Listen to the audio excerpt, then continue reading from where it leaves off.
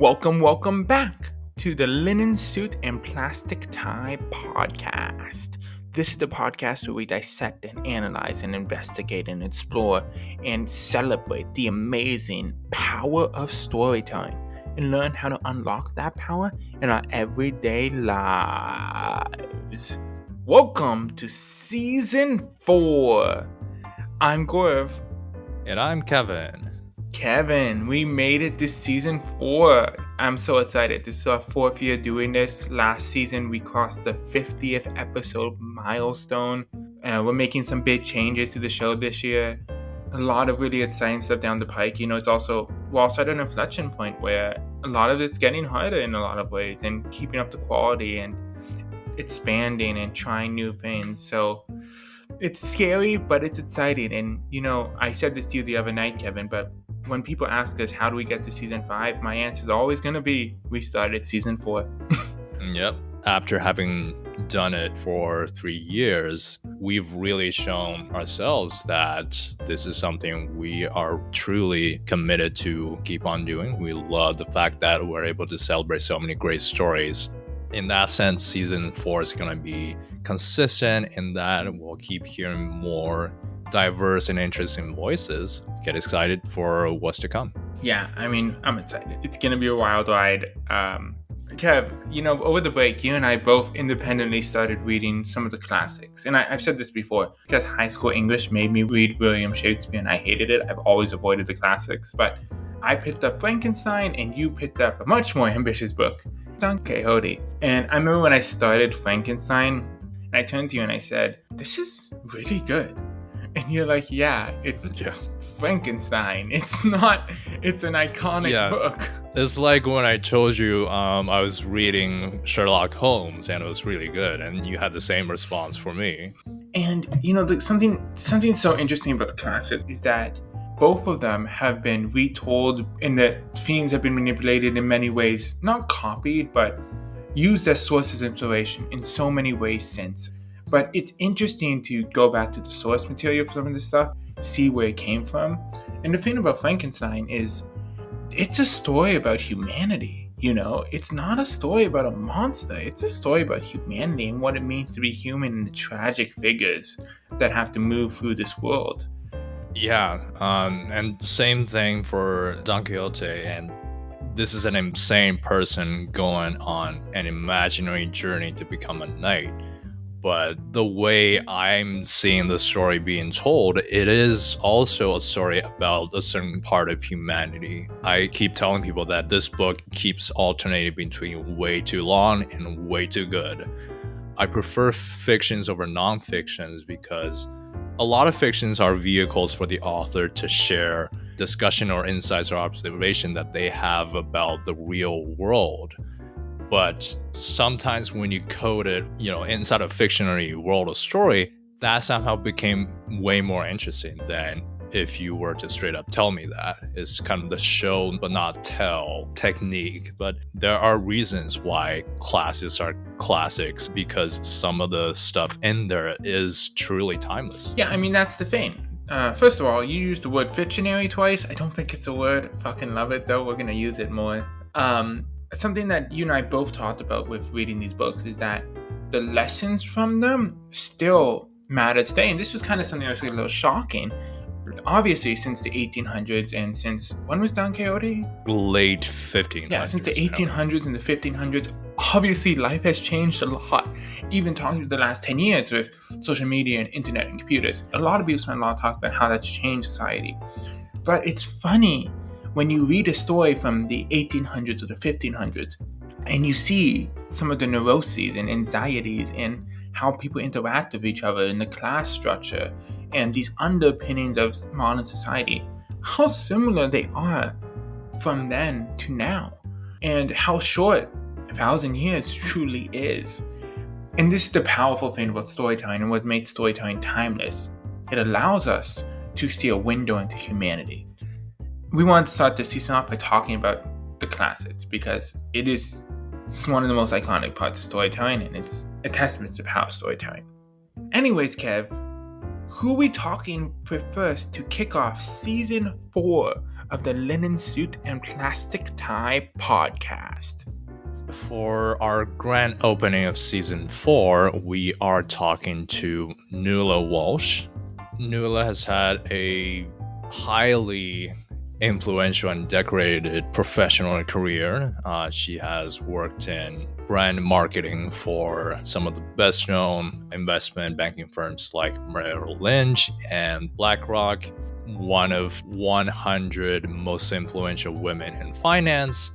And she has come out with a new book called Tune In: How to Make Smarter Decisions in a Noisy World. And we are going to chat with Nuala about how is storytelling going to impact our decision making and some cautionary tales to storytelling. Let's get started for season 4. Hello, how do you do? Sit down, gather around. We've got stories about stories that'll mix you a drink of wonder and mystique. Cause life can be dry, better dressed for the times with the linen suit and plastic tie. Linen suit and plastic tie. Now here's Gaurav and Kevin. So Nuala, to start us off, can you tell us just a little bit about yourself? What is your story? Well, thanks very much, Kevin and Gaurav. It is terrific to be here. I think I'm at a stage in life where I'm now able to look back and see my story from a couple of different lenses. I spent over 30 years in investment management, latterly with BlackRock, Merrill Lynch, and Standard Life. And I sort of feel that now my story has come full circle, if you like. Today, I wear many hats as a board director, consultant, and now as an author. But the bulk of my career is in global investment management, as I said. But when I first started off, I was always interested in criminology and human behavior.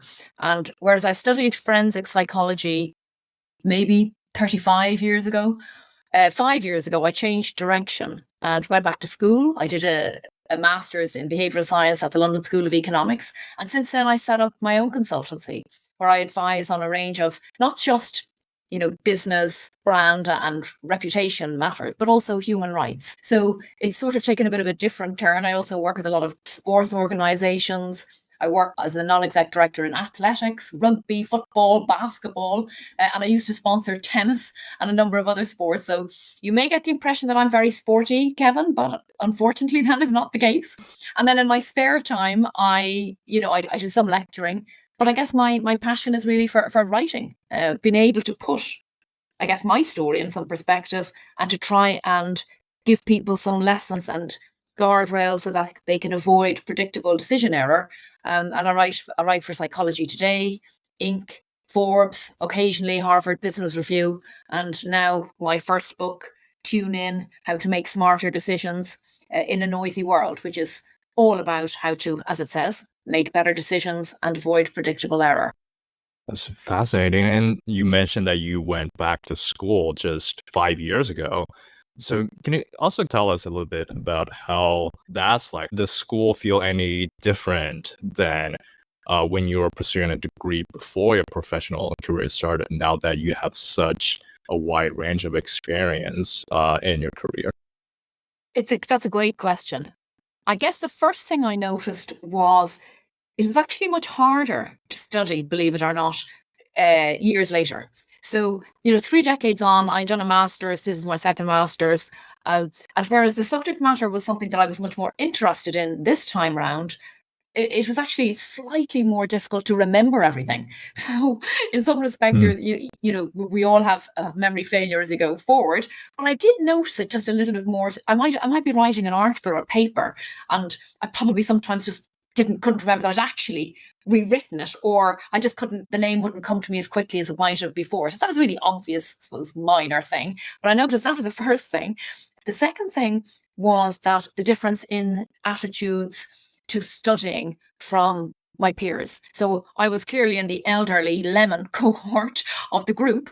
But I felt on the one hand, whereas they did look up to me in some respects to get some wisdom, they assumed that I had the benefits of all these years, which I guess I did have. But you felt the difference, and I actually felt better because I felt, gosh, I really do have a lot of lessons and a lot of insights that I can help professionals on their journey with. And maybe to some extent, I always thought I'd write a book sometime about something, a non-fiction book.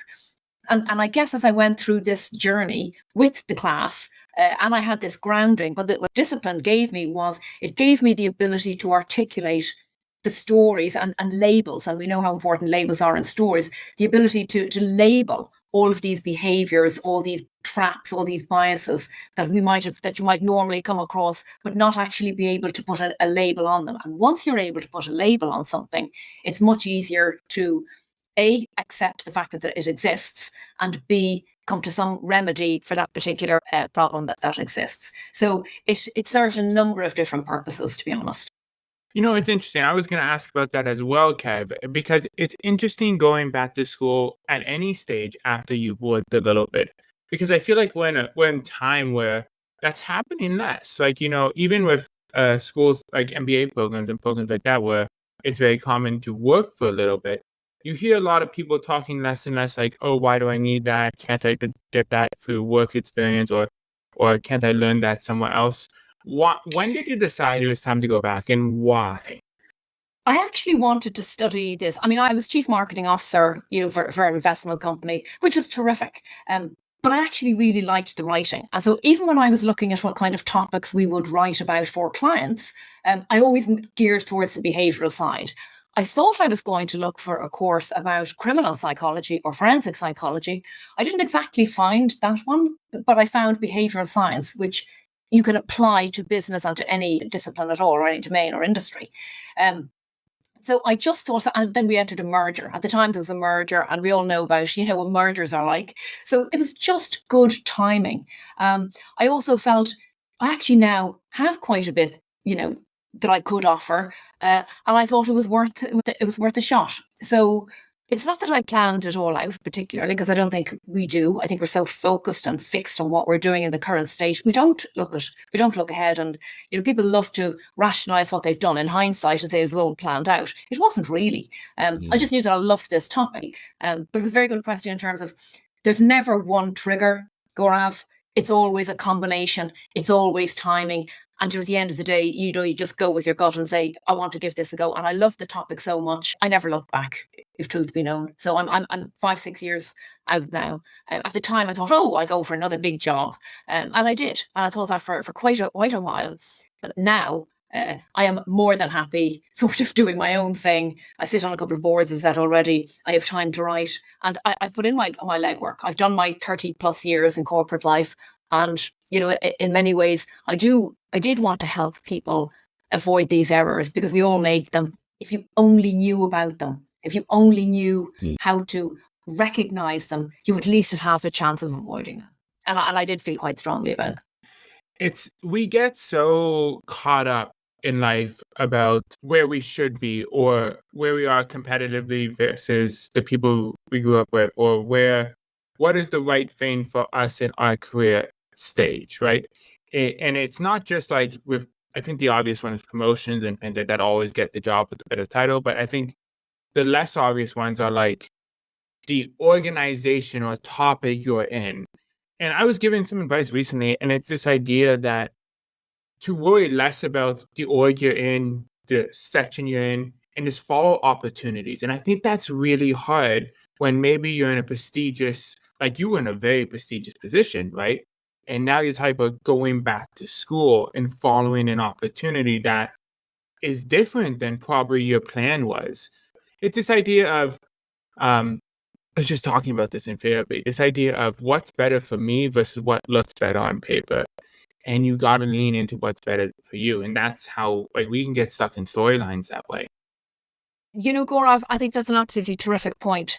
The bravest thing you can do is stop. It's far too easy to keep going, whether it's a job, a relationship, a hobby that isn't really a hobby, or just whatever track you're on. It's like It's like watching a movie that you go in and you pay your I was going to say $5. It's probably $20 now. You go in and you pay your $20 to see a movie, and you stay. You don't like the movie, but you just stay there because, you know what, I've just spent $20 and I'm not going to leave. And, it's actually called sunk cost fallacy. But that mixes with other, biases about status quo bias, which is you just don't want to change. Because you fear uncertainty, you fear the unknown, what's out there, and you think that the comfort of what you have now is better than the fear of what is out there. But you look at so many stories, so many examples of people who've changed course. I mean, I like to think of Pope Francis, which is a bit of an outlier, but he was a nightclub bouncer, and then he became the Pope.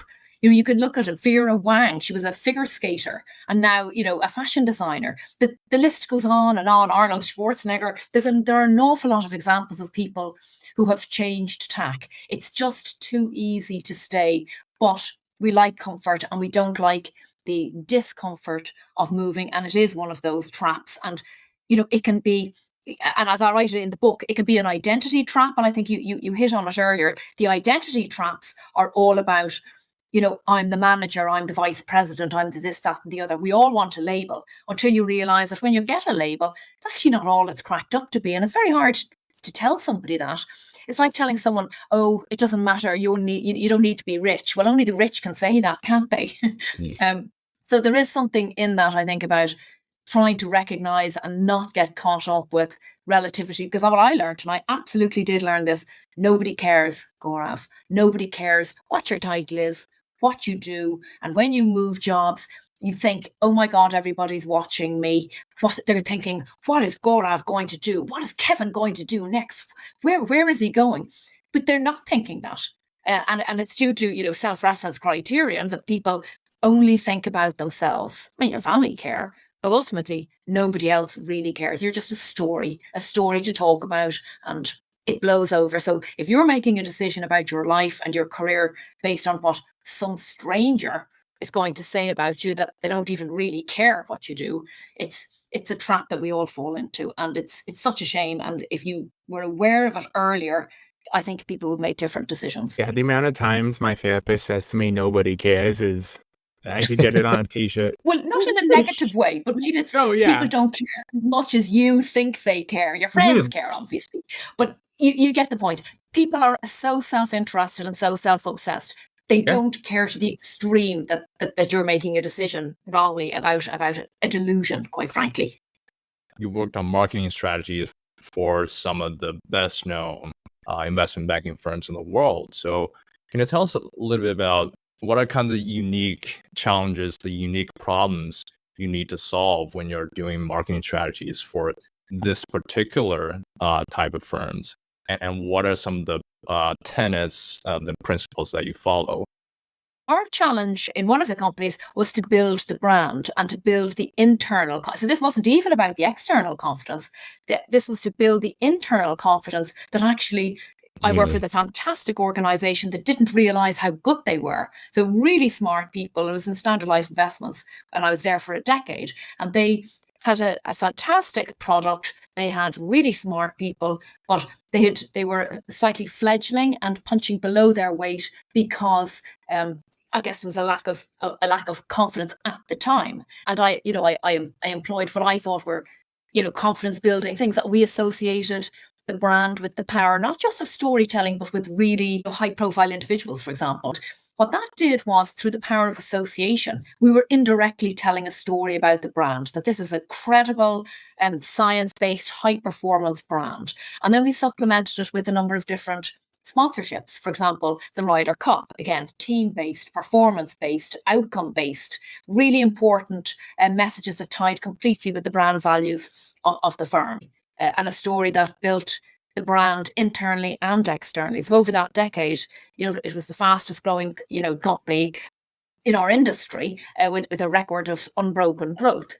And I think a lot of that was down to the fact that the internal story married pretty well with the external story. So by definition, it became an interesting brand. So that doesn't play to how many people are going to invest and the emotional, factors of investing. What it meant was that people buy people, and that the clients were bought and had faith in and built relationships with the investment managers with whom they were able to share these different experiences. And then, notwithstanding the fact that they had credibility, obviously their credibility had to be intact, or you wouldn't get any client's money. But if you layer on top of superb credibility and a robust performance, an investment philosophy, which we did have, we had an excellent CEO and CIO at the time, and a marvellous distribution team, and the fund managers were terrific. And I think it was a great story and a great mechanism. People saw it, people believed it. And we all see what's fake. We all see, what isn't. And I think the clients and the market believed in the company. I think this is a really an underappreciated fact with a lot of these B2B or trust-based industries, where I think when people think of marketing and brand building, they think about these big consumer brands like Disney. Like, they think about these things that they touch every day and that infiltrate their lives, but people forget that trust is the most important thing for these historic institutions, right? That trust needs to be built and maintained, because when people decide where to put their money, they're more likely to put their money in Goldman Sachs than a neobank, right?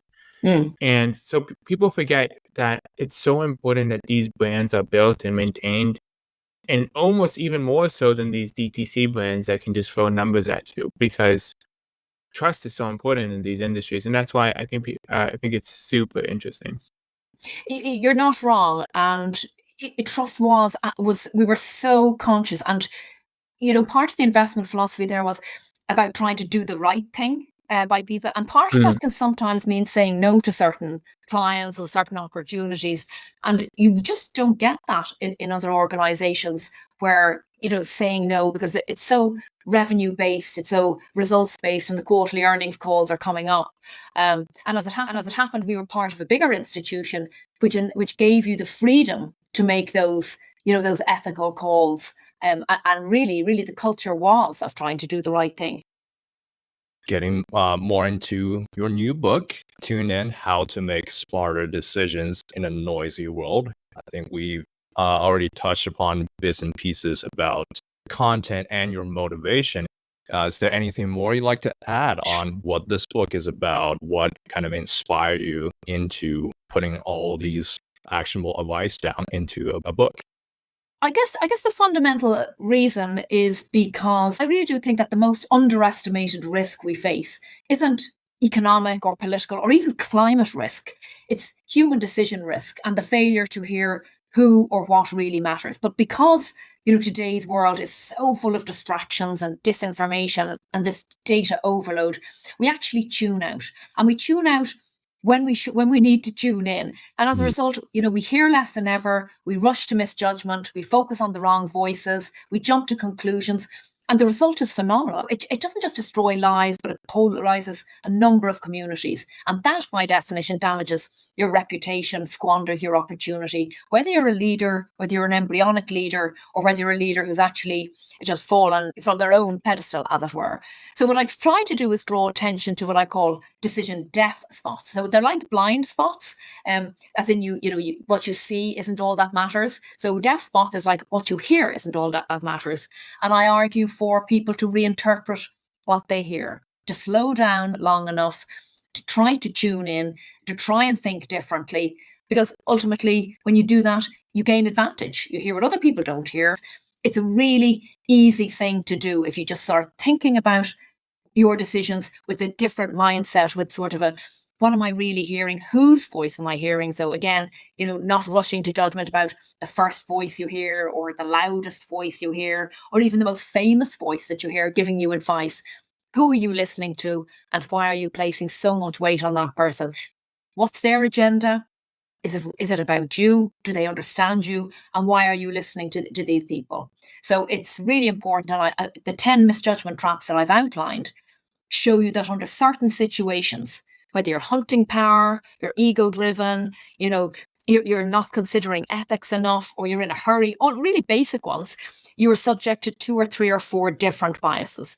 And I think I give great examples, certainly stories that have resonated with me in terms of how it can affect anybody at any level, and everybody. You can be really smart in one situation and really stupid in another. And then we've got enough examples, you read about it in the press every day as to why that happens.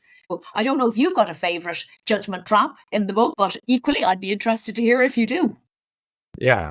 What immediately drew our attention was the story-based judgment traps. It's very interesting and important to learn about how just storytelling, as much as we study it and celebrate it at this show, it can really trick us in our decision-making process. Yeah, and it was one of the most interesting ones to write about too, Kevin. As you say, it can have an A side, a really positive, motivating side, and you can do it to spur on the athletes, and tell them the stories of victory. You can help people who are undergoing rehabilitation programs, or people who've been, in accidents. It could be used. We saw it even in COVID, for example, when, people were trying, wear masks. So people used it in that way, wear masks, save lives. That was certainly the message that was used in the UK, rather than other types of messaging, that can also be used. But when this is used to the other effect, it contains potential misinformation risk. So every story, pitch, news presentation contains some kind of misinformation risk. And that adds to, I guess, the voices in our head. Which voice do you listen to? And one that really fascinated me, and I do give a couple of stories, was that maybe it goes back to those forensic psychology days, was that, the best storyteller wins in a court of law, which is almost tragic in many respects. So the best lawyer, that's really bad. But when they have that skill, it's been proven time and time again, their job is to convince the jury, the best storyteller wins. If you're someone looking for a fair trial, that puts a special onus, I think, on your selection as well. So there were a number of different messages that I think that came through here as well. But storytelling is a gift, and you can reframe any situation at all to suit your agenda and boost influence, whether it's positively or negatively. And I guess this is something that you both have covered incredibly well in this podcast. I think that's one thing we try to really hammer in is it's not just you learn how to tell stories to better influence people and convince people and be a better lawyer, whatever you're doing, or become a better storyteller to help frame your own narrative internally so that you can tell people and put people on that journey and believe in you. It's also understand these story-based judgment traps that you're talking about. It's also allowing you to cut through other stories, right? We do talk a lot in the show and celebrate storytelling, but we also vilify it in a lot of ways. We've talked about con men on this show, and we've talked about the stories that people can get lost in. And that's one of the things about understanding these traps that I think is so important. It's not just so you can tell better stories and so that you can go out and convince people, but so you can also be in that jury and see through it and see the facts and understand storytelling from that way. Understand how you're being influenced by the world around you and making sure you're making decisions that are actually best for you. It's a terrific point. Gora, that if people aren't aware enough, if people are smart, people get the point about false news and misinformation and even disinformation. Well, I guess what people are less savvy about when they're looking at fake news is the patterns that we seek to fill in patterns about people unconsciously, and so we're not even aware that that's what we're doing. So there's even this whole thing about associative thinking. It makes us less aware of the power of suggestion, for example, or we love unsolved or we hate unsolved mysteries, and because we hate unsolved mysteries, we want to fill in the gaps, whether it's real or whether it's imagined, because we're too uncomfortable with anything else. And then, of course, as the narratives get accepted as fact, and that's a form of, I guess, the illusory truth effect. And we just assume this. But I think, fact, fiction, fabrication, it is an area where we really do need to become much more responsible. Something I find interesting about your career as well is that you kind of did this thing where you started doing marketing and you rose really fast, up to these really exciting roles and doing marketing and brand building at the highest levels, at CMO levels of some of the biggest institutions in the world. And then you pivoted to study it. It's interesting because it's like you were doing it in practice at the highest levels of in the most effective way. And then you pivoted to studying exactly what you were doing and then teaching it. Through your studies and your teachings, was there anything you learned that you were doing in your practice that you were completely unconscious of? You're like, oh, that's what I was doing. Oh, that's what I was preaching. Oh, that's why that worked. Something like that. It's a great point, Gaurav, and it goes back to that point about putting labels on things. So that's why when you have these 200 biases, they're all labels. I can now say that's the power of suggestion. So, for example, I wouldn't have used that phrase. I wouldn't have used associative thinking. I wouldn't have used any of these words at the time. So even though people know, advertising, for example, is, the repetition effect, I didn't know that you would like a nonsense word. A nonsense word gets remembered. I can see why you'd remember a nonsense word, but I wouldn't have thought that you would like it more. I wouldn't have noticed so much that, for example, if you're describing an employee, and you use 3 adjectives, that the sequence of the adjectives really matters in terms of the effect that it has on other people's perception. So they might be too positive, too negative, but if I put them in the wrong order. So this whole concept of framing things positively and negatively as well. Bossy used to always talk about framing, and I thought, yeah, framing. But now I see it's enormous whether you're getting people to make better health decisions, savings decisions, voting decisions. It can be absolutely anything, but the framing of the story, I think, is absolutely key. And there's a neuroscientist, Tali Sharot, who finds that hope-based messages, have a longer lasting impact than fear-based messages. And it's not something that I would have thought of. So, for example, wear your seatbelt and live longer rather than don't wear your seatbelt and risk dying. The juxtaposition is pretty obvious with those two. And whereas you might instinctively think, oh, well, one is better than the other, but you've no proof. You just think one might be better than the other. And I think, Gaurav, to your point, having the science behind it, you're able to more confidently say it now and recommend it to clients with with more science behind you, which I think is pretty interesting. I remember when I had written the GMAT for the first time, one of the advices back when in the last GMAT version, when they had the essay section, one of the advices I was given was make sure to end every paragraph on a hopeful note or like a upbeat note, because that's going to get you a better score on the essay. And it worked. It's insane. But it's an essay where they're scoring on your persuasiveness of the argument, your grammar. Overall, they're judging you, and they read thousands of these, and ending it on a more hopeful note apparently gets you a better score. And it's just, it's hilarious. Do you know, you're not wrong, and it's optimism bias. It's like the title of my book. It's called Tune In. I wanted to call it Tuned Out. Well, and I should have known. On the one hand, people want more positivity. The world is negative enough. So you're absolutely right. And there is also much evidence in business that more positive leaders are more successful and get more promotions quicker. So we all know about how awful the world is. We all know that we're slightly biased. But if you write a book that's only about the problems and you don't touch on the solutions, well, it's going to be a very depressing book, which is why, in fairness, the whole third section, I offer at least 18 different ways that you can change this and find a way forward and become a decision ninja so that you don't make all of these mistakes. So it's a powerful way to think about it, and which I guess is one of the tricks that you have in your podcasting. If you end on a very positive note, maybe you'll get more views. Yeah, here is a question that hopefully comes from a more hopeful place. So we kind of talked about story-based judgment traps. I wonder, if we can have any actionable advice on how to better ourselves from that. So as a story listener, as part of the audience, what are some key questions we can ask when we hear a story is so compelling that we need to question if that is actually a true story or the whole story? And also on the flip side, as a storyteller, being mindful of this judgment trap, how do we tell a more responsible story? I think you got two different angles there. How do you tell a story in a more responsible way? I think that comes down to almost individual integrity, because if you don't tell a story in a responsible way today, we live in a cancel culture. You will be called out. Yeah. So I think it's in the individual's best interests to do so. Can you counter, deliberate disinformation? I'm not sure any one individual can counter that.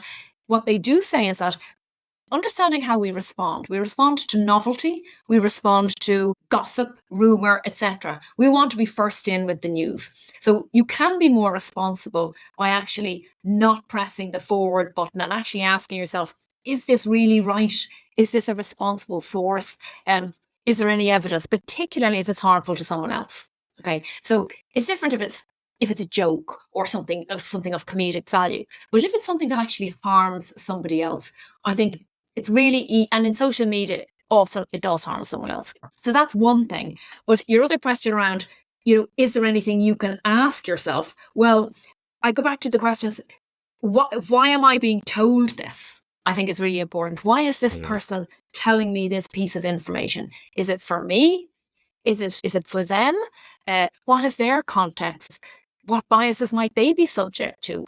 And I think a really interesting one is look at that messenger. So not just the content of the message, but look at the individual. You will be more susceptible to forwarding on their story or believing it instantly, if you like, and defaulting to truth.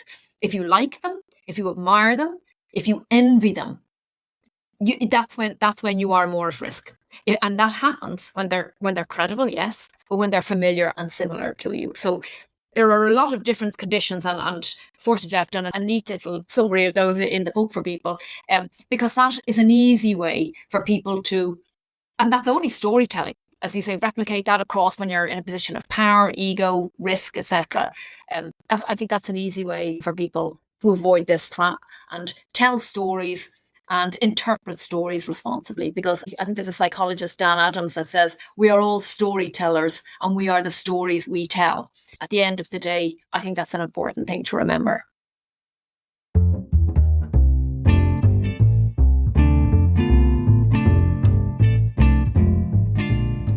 To close out every one of our episodes, we have this fun little segment called Suspenders.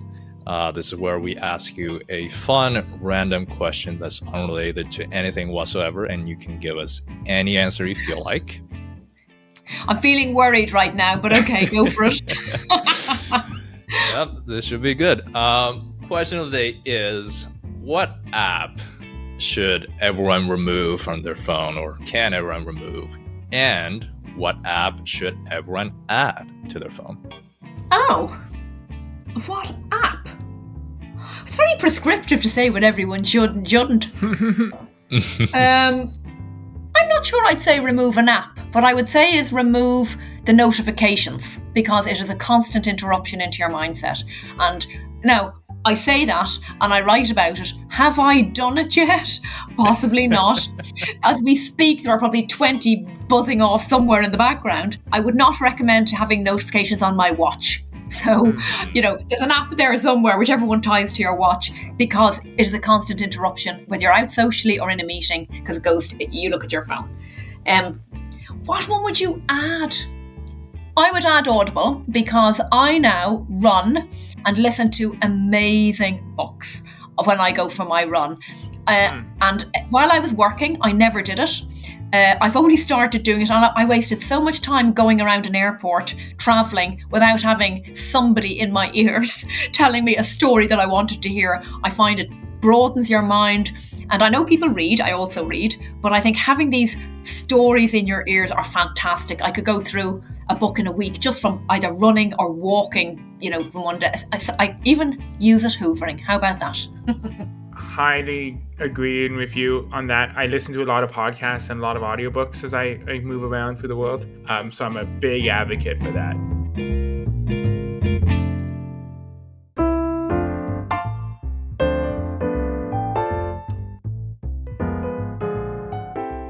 Welcome back to Top Hat. This is the part of the episode where we dissect and analyze some of the cool, interesting, epic, amazing, awesome lessons we got from this week's expert storyteller. And this week we had the amazing Nuala.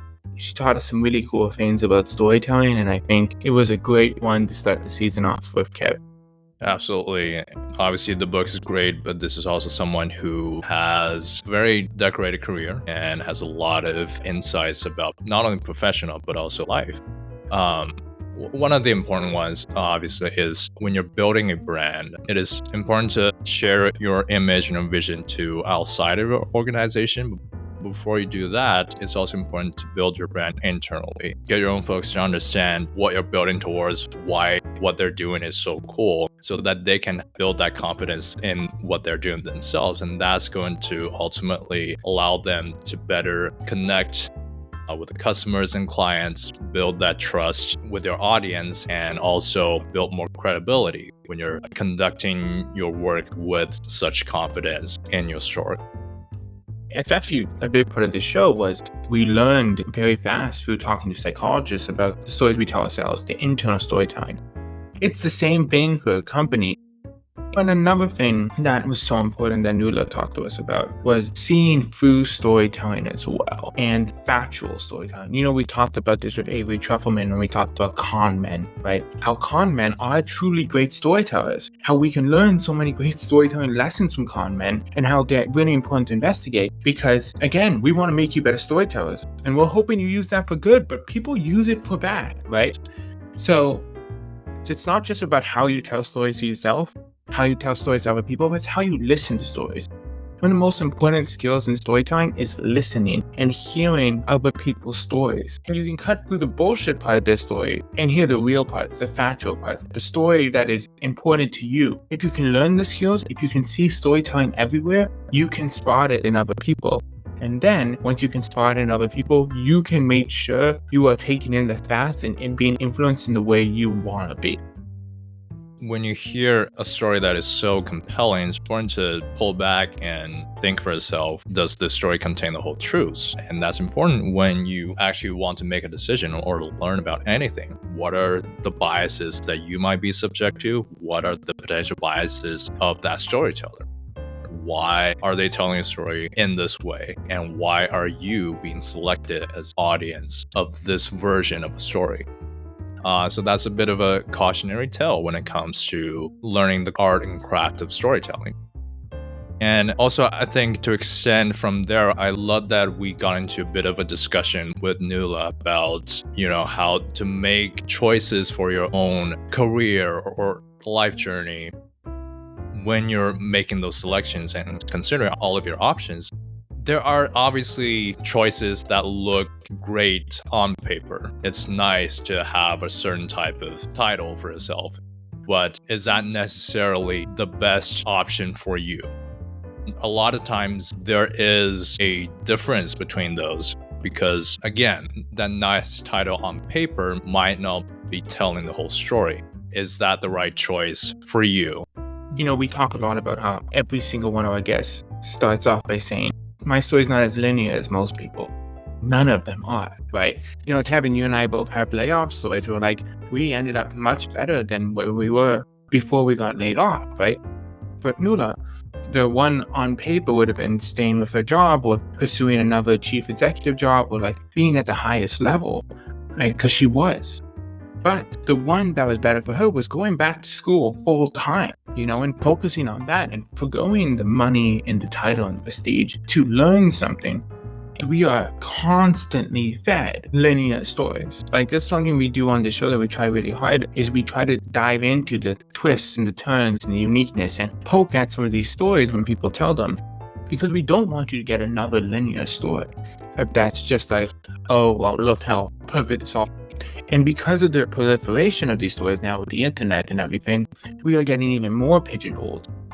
And it's so important that you step out of those stories and understand that sometimes just because something looks best for your autobiography, just as something looks best right now for you, it might not be the best for you in the long run, and choose what's best for your story, not the storyline you're telling other people.